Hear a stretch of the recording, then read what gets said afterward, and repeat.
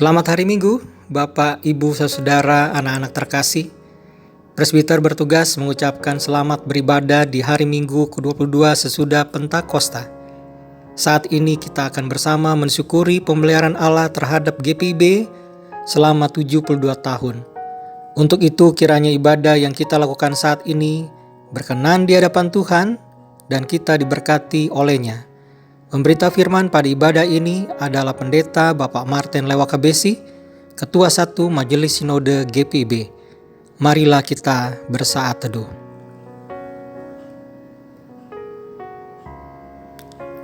Jemaat, di tengah krisis yang melanda dunia, kasih setianya membuat kita tetap memuja. Yang terambil melalui Mazmur 117, kita baca secara berbalasan. Pujilah Tuhan, hai segala bangsa. Megahkanlah Dia, hai segala suku bangsa. Sebab kasih-Nya hebat atas kita, dan kesetiaan Tuhan untuk selama-lamanya. Haleluya. Marilah kita berdiri menghadap Tuhan dengan bersama-sama mengkidungkan kitab bakti nomor 18, bait yang pertama dan kedua. Marilah bernyanyi puji Tuhan.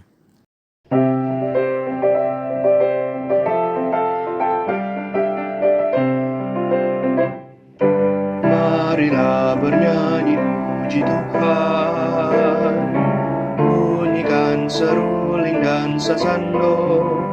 Pujilah Dia di atas tatanya yang mulia.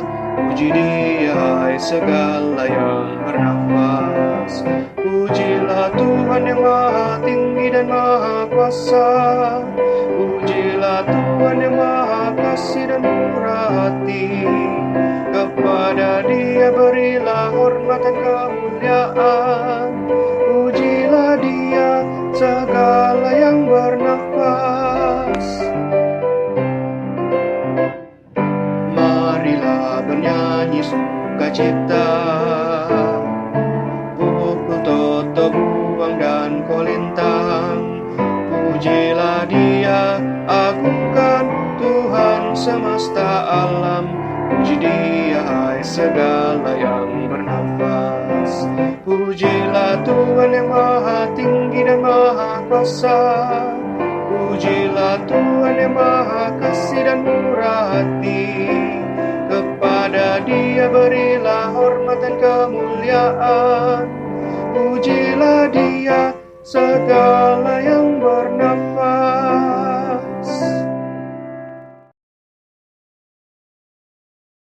Pertolonganku ialah dari Tuhan, yang menjadikan langit dan bumi. Ia takkan membiarkan kakimu goyah. Penjagamu tidak akan terlelap. Terimalah nas pembimbing. Tentang kasih persaudaraan tidak perlu dituliskan kepadamu, karena kamu sendiri telah belajar kasih mengasihi dari Allah. Terimalah salam, Tuhan menyertai kamu. Diberkatinya engkau.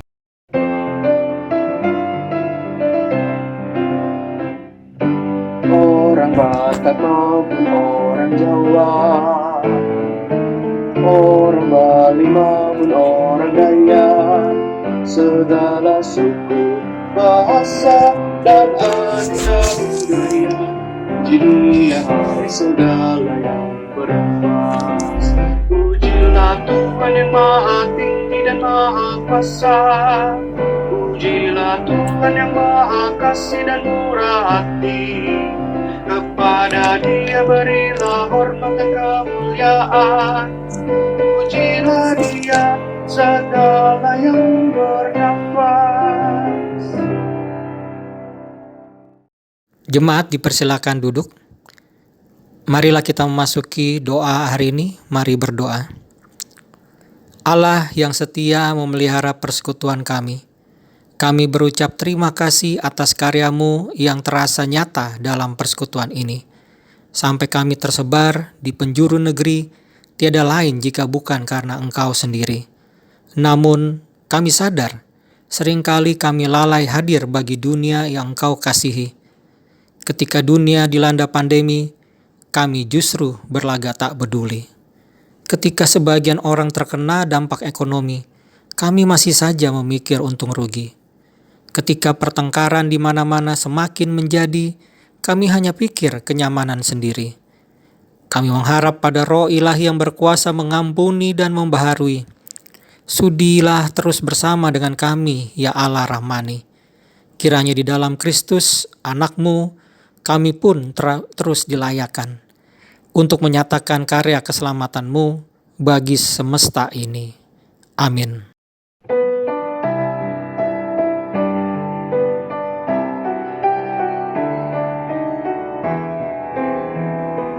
Dalam dunia penuh kerusuhan, di tengah kemelut permusuhan, datanglah kerajaan-Mu.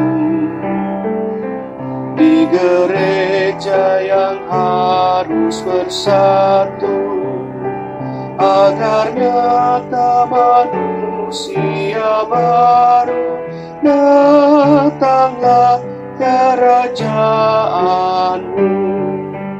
Datanglah, datanglah, datanglah kerajaan-Mu.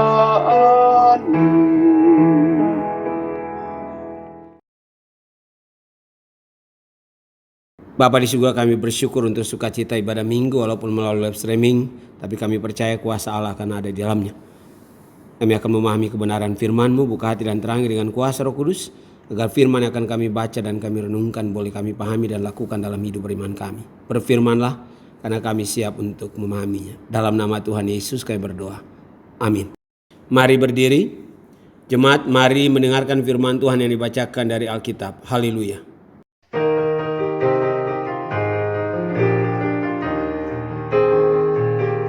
Haleluya,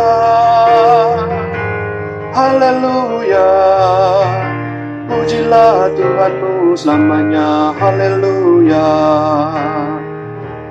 Nyanyi dan soraklah, agungkan namanya, pujilah Tuhanmu selamanya, haleluya. Bacaan Alkitab hari ini terambil dari Wahyu pasal 2 ayat yang pertama hingga ayat yang ke-7 yang menyatakan, kepada jemaat di Efesus, tuliskanlah kepada malaikat jemaat di Efesus, inilah firman dari Dia yang memegang ketujuh bintang itu di tangan kanannya dan berjalan di antara ketujuh kaki dian emas itu. Aku tahu segala pekerjaanmu, baik jeripayamu maupun ketekunanmu. Aku tahu bahwa engkau tidak dapat sabar terhadap orang-orang jahat, bahwa engkau telah mencobai mereka yang menyebut dirinya rasul, tetapi yang sebenarnya tidak demikian, bahwa engkau telah mendapati mereka pendusta, dan engkau tetap sabar dan menderita oleh karena namaku, dan engkau tidak mengenal lelah. Namun demikian aku mencela engkau, karena engkau telah meninggalkan kasih-Mu yang semula. Sebab itu ingatlah betapa dalamnya engkau telah jatuh. Bertobatlah dan lakukanlah lagi apa yang semula engkau lakukan. Jika tidak demikian, aku akan datang kepadamu dan aku akan mengambil kaki dianmu dari tempatnya.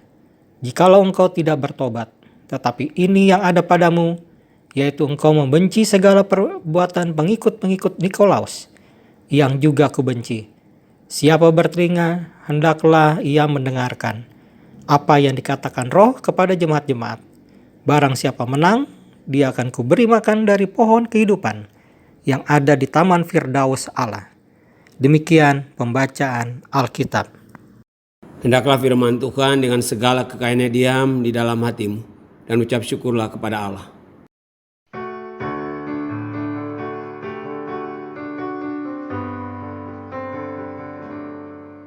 Kepadamu puji-pujian, mada syukur dan segala kemuliaan. Ya Bapa, Putra, sampai kekal selama-lamanya.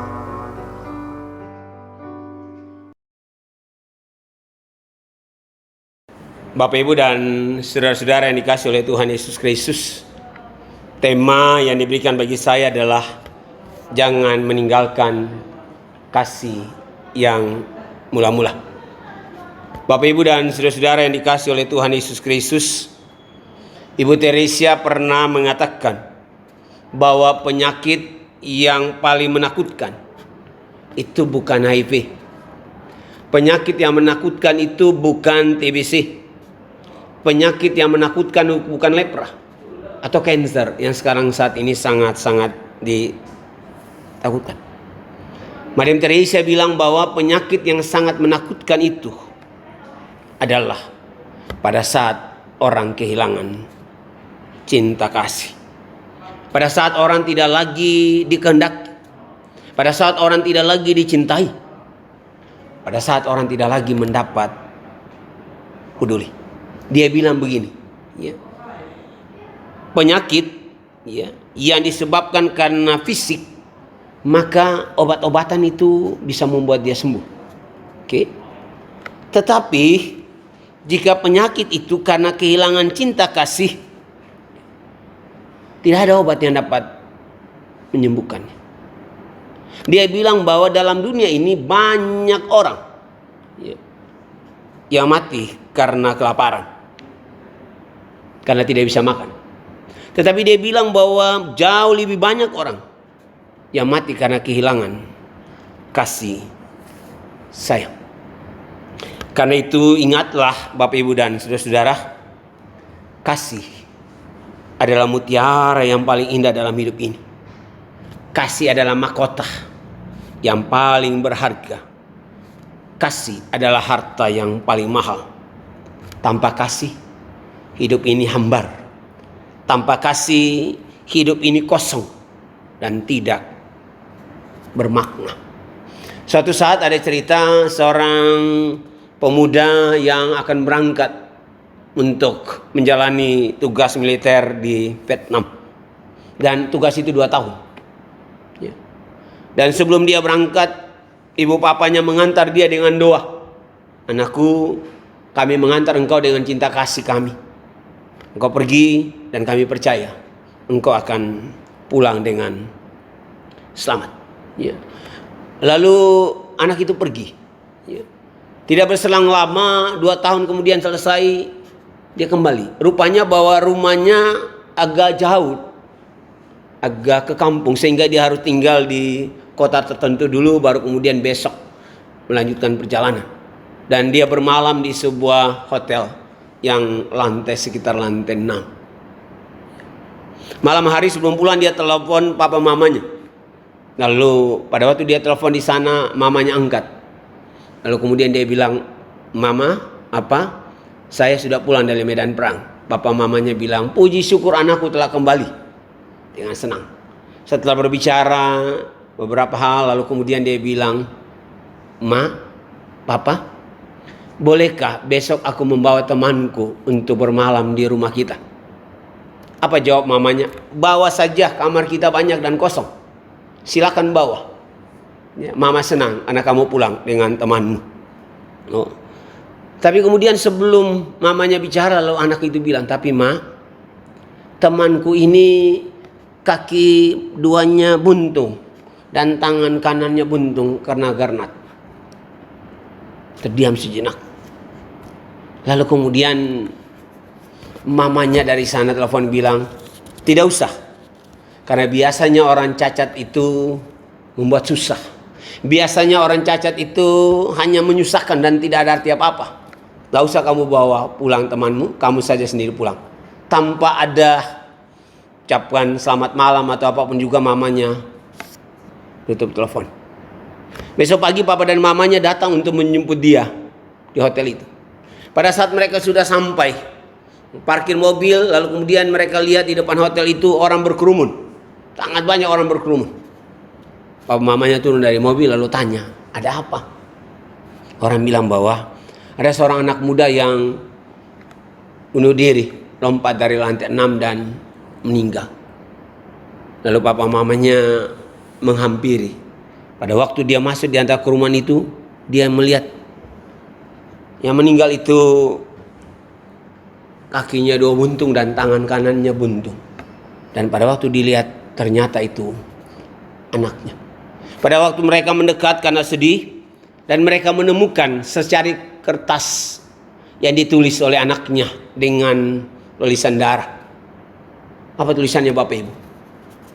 Tulisannya bilang begini: Papa Mama, pada waktu Papa Mama mengantar aku untuk berangkat ke Vietnam berperang, Papa Mama mengantar aku dengan cinta kasih yang tulus.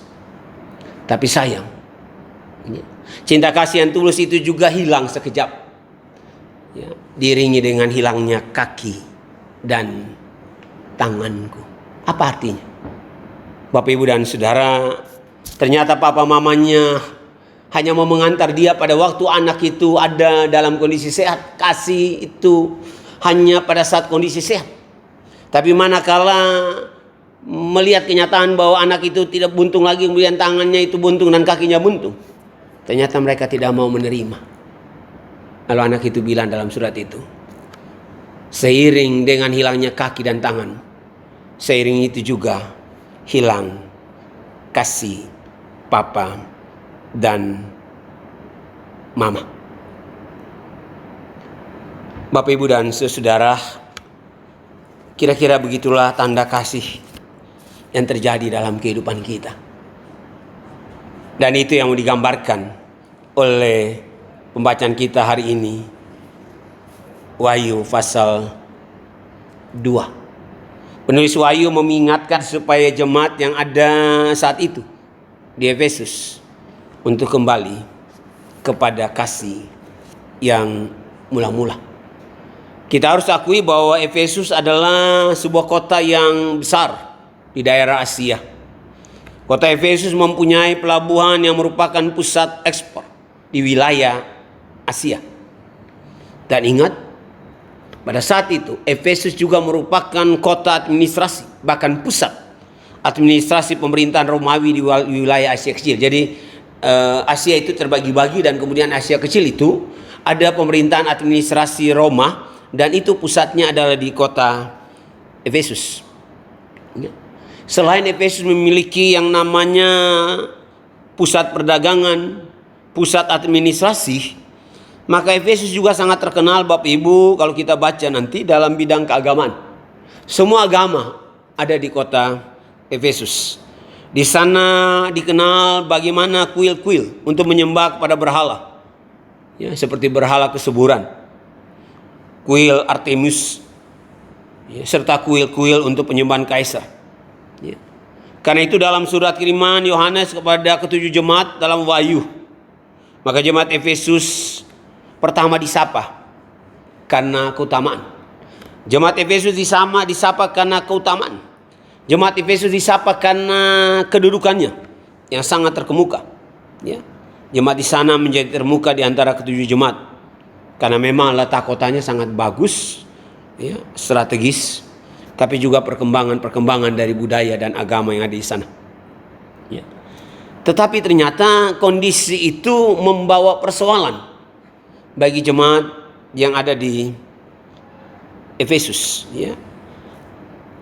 Tantangan juga datang dari luar, tapi tantangan itu datang dari dalam. Ya. Penulis tidak pertama-tama dia tidak lalu kemudian mengecam jemaat yang ada di Efesus. Tapi pertama-tama lihat dalam perikop kita ada pujian. Ya, lihat baik-baik. Ya. Dia katakan begini. Ya. Ya. Aku tahu segala pekerjaanmu. Dia bilang, aku tahu pekerjaanmu. Aku tahu bagaimana jerih lelahmu. Aku tahu bagaimana ketekunanmu. Ya. Rupa-rupanya bahwa jemaat Efesus ini adalah jemaat yang bekerja keras. Ya. Dan mereka melakukan tugas mereka dengan baik. Itu hal pertama yang sangat dibanggakan kepada jemaat di Efesus. Tapi hal yang kedua juga yang begitu luar biasa di tengah-tengah jemaat Efesus, dia katakan bahwa mereka juga adalah orang-orang yang tidak sabar terhadap orang jahat. Artinya Mereka juga tidak kompromi dengan orang-orang jahat. Ya. Engkau telah mencobai mereka yang menyebut dirinya rasul, jadi ajaran sesat. Ya. Tapi sebenarnya mereka tidak demikian. Ya.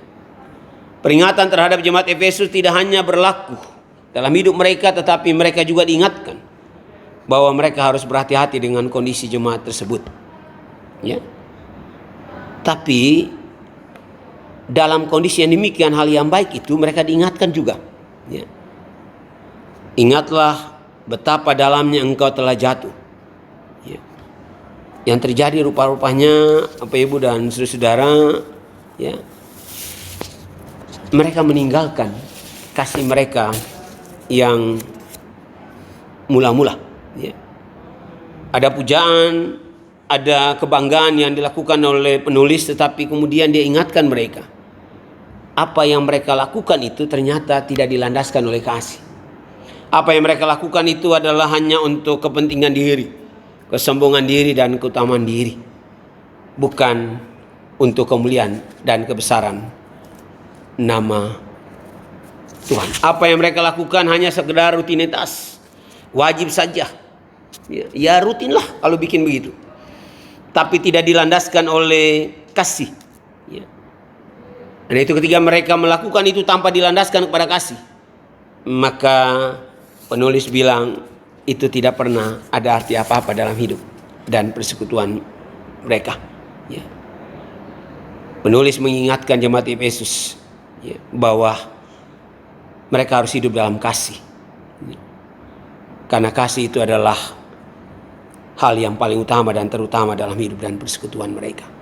Tidak hanya sampai di situ, kalau kita perhatikan dalam perikop kita pada hari ini, maka dia juga ingatkan mereka dalam ayat yang kelima. Sebab itu ingatlah betapa dalamnya engkau telah jatuh, karena itu bertobatlah. Dia bilang, kondisi dan keadaan demikian yang kamu lakukan tadi, pujian yang aku lakukan, tapi kalau tanpa dilandaskan kepada kasih, maka dia bilang sekarang kamu harus bertobat. Ya. Kamu harus bertobat dan lakukan lagi apa yang semula engkau lakukan. Jika tidak demikian, aku datang kepadamu. Aku akan mengambil kaki dianmu dari tempat kalau engkau tidak bertobat. Tapi ini yang ada padamu, yaitu engkau membenci segala perbuatan pengikut-pengikut Nikoleus yang juga ku benci. Siapa bertelinga, hendaklah ia mendengar apa yang dikatakan Roh kepada jemaat-jemaat. Bapak Ibu dan saudara-saudara yang dikasih dalam Tuhan Yesus Kristus, ya, hidup kita juga seperti itu.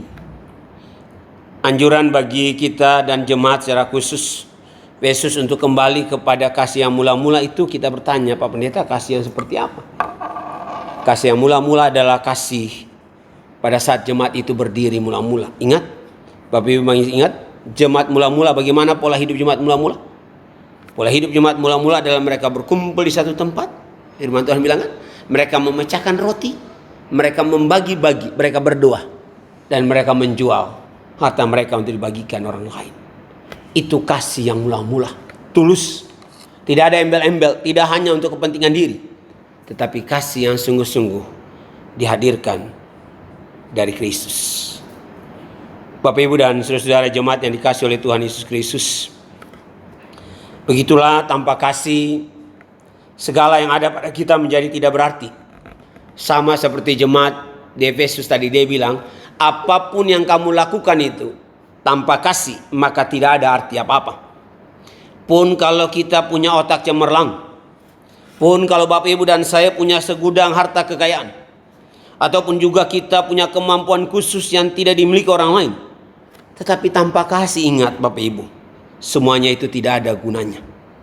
Sama dikatakan Rasul Paulus, sekalipun aku dapat berkata-kata dengan semua bahasa manusia dan bahasa malaikat, tapi jika aku tidak mempunyai kasih, aku sama gong yang berkumandang dan canang yang gemerincing. Apa itu kasih? Kasih itu sabar, kasih itu murah hati. Ia tidak cemburu, ia tidak membanggakan diri, ia tidak sombong, ia tidak melakukan yang tidak sopan dan tidak mencari keuntungan diri sendiri. Ia tidak pemarah, ia tidak menyimpan kesalahan orang lain, ia tidak bersukacita karena ketidakadilan, tetapi karena kebenaran. Kasih itu menutup segala sesuatu, percaya segala sesuatu, mengharapkan segala sesuatu, sabar menanggung segala sesuatu. Karena itu, marilah kita menanamkan kasih dalam hati kita. Marilah kita menanam kasih dalam pikiran kita. Marilah kita menanam kasih dalam setiap langkah kita. Pupuklah terus kasih itu. Bukan saja hidup kita akan terasa lebih ringan, tapi juga kiranya melalui kasih yang kita tebar, maka kita dapat berperan menjadi dunia ini menjadi tempat yang lebih baik, lebih indah, lebih manusiawi. Kita memulainya dengan mengasihi orang lain yang kita temui. Karena kasih itu yang tulus adalah Allah mengasihi. Karena itu kita harus mengasihi. Amin.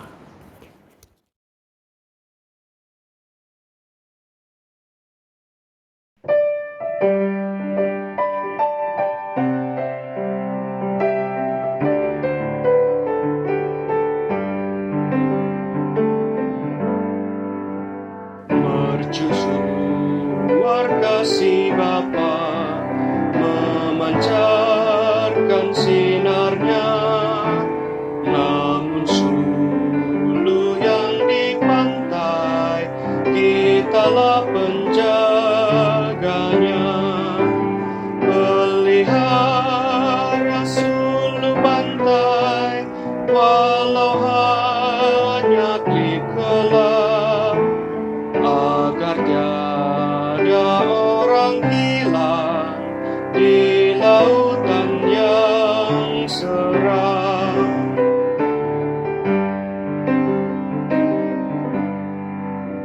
Peliharalah sulumu agar orang yang cemas, yang mencari pelabuhan dari mara terlepas. Pelihara sulu pantai, walau hanya klip gelap, agar tiada orang hilang di lautan yang seram. Jemaat bersama dengan semua orang percaya di segala waktu dan tempat, kita ikarkan pengakuan iman kita sesuai dengan pengakuan iman Rasul. Dengan hati dan mulut kita berkata, aku percaya kepada Allah Bapa yang Maha Kuasa, Halik langit dan bumi, dan kepada Yesus Kristus, anaknya yang tunggal Tuhan kita, yang dikandung daripada Roh Kudus, lahir dari anak darah Maria, yang menderita di bawah pemerintahan Pontius Pilatus, disalibkan, mati dan dikuburkan, turun ke dalam kerajaan maut. Pada hari yang ketiga bangkit pula di antara orang mati, naik ke surga, duduk sebelah kanan Allah Bapa yang Maha Kuasa, dan akan datang dari sana untuk menghakimi orang yang hidup dan yang mati. Aku percaya kepada Roh Kudus, gereja yang kudus dan am, persekutuan orang kudus, pengampunan dosa, kebangkitan daging, dan hidup yang kekal. Kami bersyukur ya Bapa untuk anugerah kasih-Mu sehingga kami boleh ada dalam kondisi apapun walaupun dalam pandemi COVID-19. Ya Bapa, kami menyerahkan seluruh persekutuan kami GPIB dan Bapa dua Tuhan ke dalam tangan Tuhan. Dalam kondisi apapun kami percaya kuasa kasih Allah tetap berlaku. Berkati pelayanan walaupun harus melalui media seperti ini, tapi tidak pernah mengurangi sukacita dan karya Tuhan dalam hidup kami. Kami berdoa untuk semua persiapan pelayanan yang ada, Tuhan berkati agar berjalan seturut dengan kehendak-Mu. Berkati juga untuk Tuhan Majelis Jemaat bersama dengan rekan-rekan PH, unit-unit misioner Tuhan. Sertai berkati mereka agar seluruh pelayanan yang mereka lakukan hanya untuk kemuliaan dan kebesaran nama Tuhan. Berkati juga jemaat dalam kondisi dan kesehatan mereka Tuhan. Berkati sertai. Jauhkan mereka dari semua sakit penyakit termasuk COVID-19 ini Tuhan, lindungi mereka. Dan akhirnya mereka boleh bersukacita dalam Tuhan. Ya Bapa, kami menyerahkan juga akan kehidupan keluarga-keluarga yang karena kondisi tertentu Tuhan harus dirawat di rumah sakit. Berkati Tuhan, pulihkan dan sembuhkan mereka. Engkau boleh juga berkati akan mereka yang ada dalam proses pemulihan. Biarlah dengan sukacita itu mereka boleh percaya campur tangan Tuhan ada dan mereka boleh dipulihkan. Ya Bapa yang penuh dengan kasih bagi bangsa dan negara kami, secara khusus untuk upaya-upaya yang dilakukan oleh pemerintah untuk menanggulangi COVID-19 ini Tuhan berkati sertai. Supaya upaya dari pemerintah ini boleh berjalan dengan baik. Berkati juga bagi upaya untuk menemukan vaksin Tuhan. Kami percaya bahwa boleh ditemukan, lalu kami semua boleh divaksin, dan kami boleh ada kembali dalam keadaan normal untuk memuji memuliakan nama Tuhan dan relasi kami juga dengan sesama. Ya Bapak, dalam kondisi apapun kami menyerahkan juga bagi Brimob yang ada di Kelapa II, Tuhan berkati sertai. Dari pimpinan sampai kepada anak-anak-Mu yang ada di dalamnya Tuhan, sertai urapi mereka semua. Biar mereka boleh melakukan tugas mereka dengan baik karena campur tangan dan kasih-Mu. Semua yang terlibat dalam pelayanan hari ini Tuhan berkati. Karena kami lakukan bukan karena kami, tapi untuk kemuliaan dan kebesaran nama Tuhan. Ini doa kami, ucapan syukur kami dalam nama Tuhan Yesus yang telah mengajar kami berdoa bersama-sama. Bapa kami yang di surga, dikuduskanlah namamu, datanglah kerajaan, jadilah kehendak-Mu di bumi seperti di surga. Berikanlah kami pada hari ini makanan kami yang secukupnya. Dan ampunilah kami akan kesalahan kami, seperti kami juga mengampuni orang yang bersalah kepada kami. Dan janganlah bawa kami dalam pencobaan, tapi lepaskanlah kami daripada yang jahat.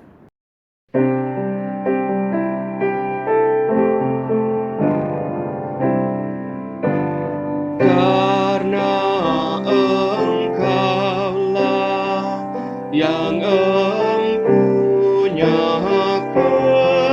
kerajaan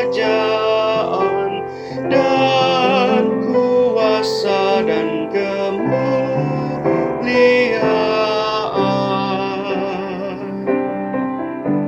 sampai selama-lamanya. Amin.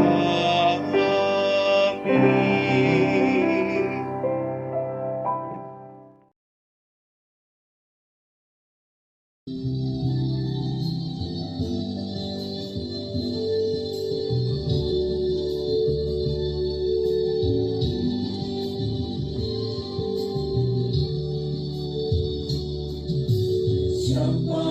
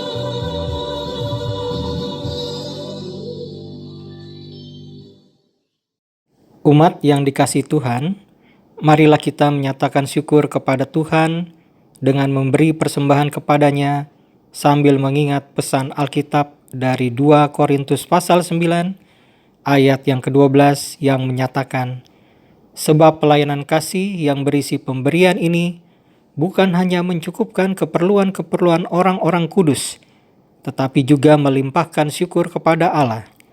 Tuhan memberkati saudara dan persembahan saudara. Kepada jemaat, marilah kita memberikan persembahan melalui transfer bank, QR code, atau dengan mengumpulkannya secara langsung dalam amplop dan disetorkan ke kantor majelis jemaat pada hari dan jam kerja.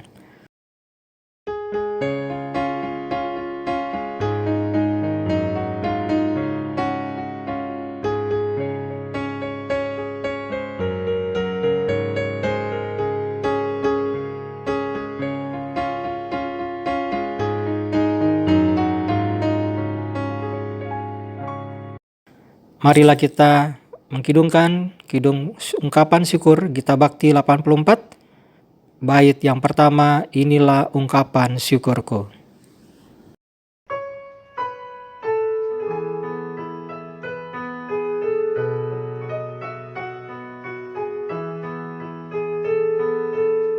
Inilah ungkapan syukurku yang ku berikan kepadamu. Ku berikan dari hatiku, terimalah. Ku persembahkan kepadamu dengan seluruh jiwa ragaku, kiranya berkenan di hadirat-Mu. Mari menyerahkan persembahan ini dalam doa syukur secara bersama-sama. Tuhan, ajar kami untuk menyadari berkat dan pemeliharaan-Mu dalam hidup kami, serta pakailah kami untuk menyatakan damai sejahtera melalui pelayanan kasih dan keadilan gereja-Mu bagi dunia ini. Demi Kristus kami berdoa. Amin. Warta baca Minggu 1 November 2020. Pertama, ucapan terima kasih atas nama jemaat dan Majelis Jemaat GPB Gideon Kelapa II Depok, menyampaikan terima kasih kepada Pendeta Bapak Martin Lewakabesi, Ketua 1 Majelis Sinode GPB yang melayani ibadah Minggu sekaligus mensyukuri HUT ke-72 tahun GPB pada Minggu hari ini 1 November 2020.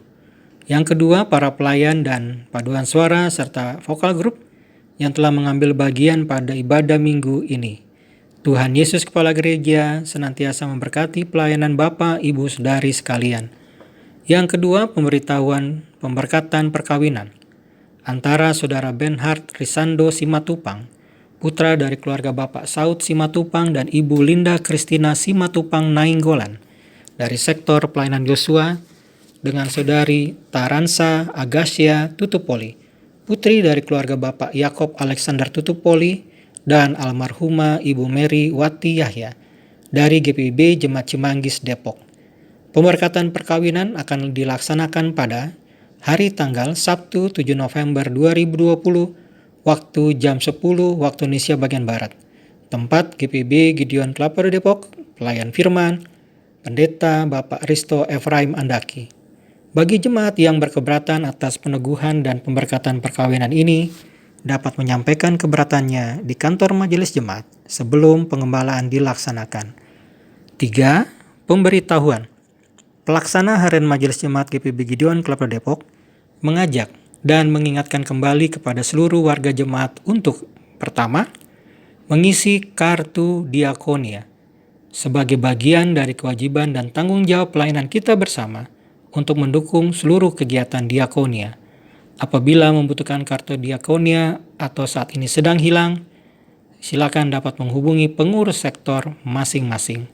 Yang kedua, melihat kondisi pandemi COVID-19 yang saat ini masih berlangsung di mana anggota jemaat ada yang terdampak secara ekonomi maupun kesehatan. Untuk itu telah dibuka dompet peduli COVID-19.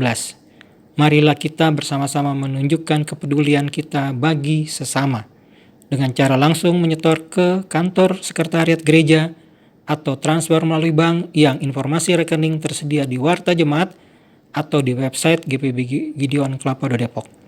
Yang keempat, ulang tahun. Majelis Jemaat GPB Gideon Kelapa Depok mengucapkan selamat bertambah usia dan juga usia perkawinan bagi Bapak Ibu Saudara yang berulang tahun pada tanggal 1 November sampai dengan 7 November 2020. Tuhan Yesus memberkati. Yang kelima, sidang Majelis Jemaat.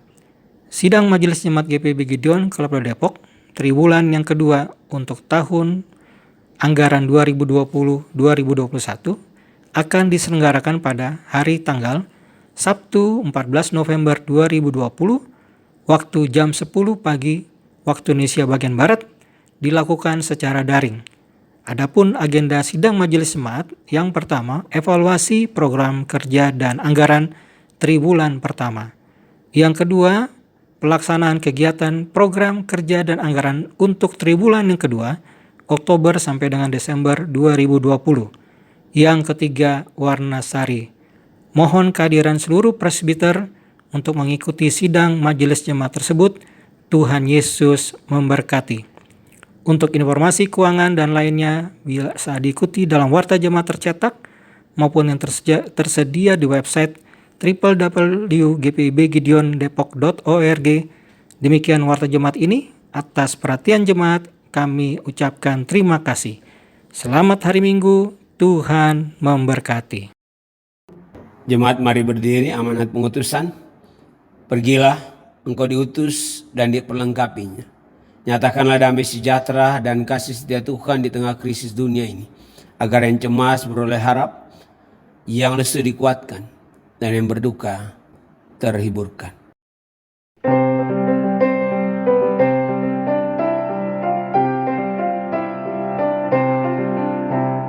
Damai sejahtera diberi Tuhan padaku.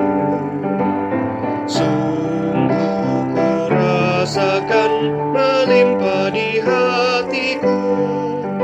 Kepada sesama harus ku beri, biar semua orang rasakan damainya. Damai sejahtera diberi Tuhan padaku. Sungguh ku rasakan melimpah di hatiku. Ku ingin bagikan damai yang ku alami di hidupku, supaya bumi pun penuh dengan damainya.